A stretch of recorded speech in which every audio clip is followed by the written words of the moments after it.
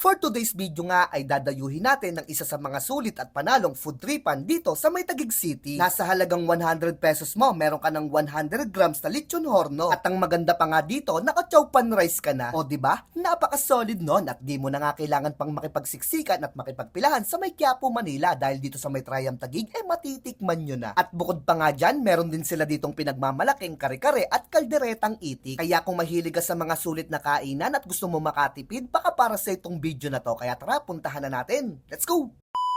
Nandito pala tayo sa Kusina Bites na located sa May 3 Luzon Street, South Signal, Taguig City. At yung landmark nito, itong Jollibee ng Triumph. Pag nakita nyo tong iskinita na to, pasukin nyo lang at matutuntun nyo na. At dito nga, umorder na ako ng lechon horno nila for only 100 pesos. Panalo na sa servings at panalo pa sa lasa. At walang vlogger-vlogger dito ha, lahat pantay-pantay. At nag-add din ako ng special kare-kare nila at kalderetang itik. At ang kada isang order is 150 pesos. O diba, napakasulit na. At susubukan ko din tong lugaw nila for only 50 pesos, may dalawa na yung sahog. So ano pa bang hinihintay nyo? Tikman na natin to. Let's go!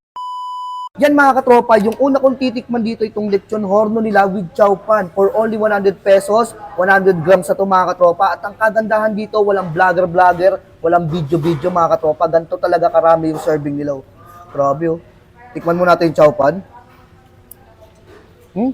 Grabe, malasa. Tsaka may laman siya Siyempre, hindi natin papalampasin itong lechon horno nila with rice. Tapos, lagyan natin ng mangkumas. Ayun, talaga ka. Tikman natin. Grabe. Sarap. Hindi mo na kailangan pumunta ng Quiapo para na matikman to. Dahil dito sa may South Signal, Triumph, matitikman mo na to. Ayun,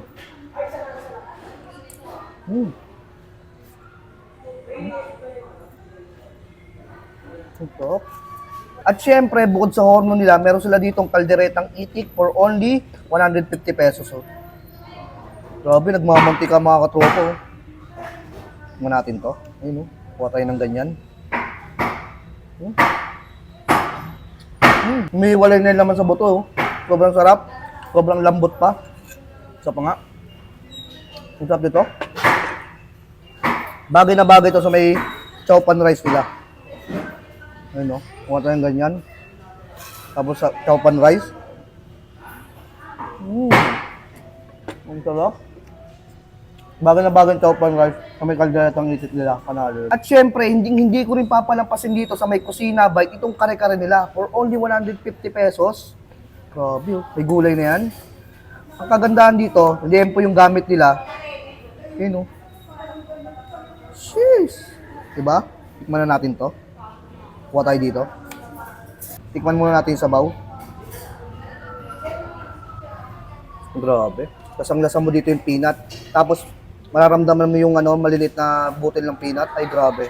Yung laman mga katropa, liempo yung gamit nila dito Lambot nun Try natin sa chowpan rice. Ang sarap. At ang kagandahan sa may kare-kare nila, merong alamang. Ayun, try natin dito sa may laman. Mas lumabas yung lasa mga tropa. Hindi maalat yung alamang nila. Bagay na bagay sa may chowpan rice. Panalo to. Magtatag-ulan na, meron sila ditong lugaw for only 50 pesos.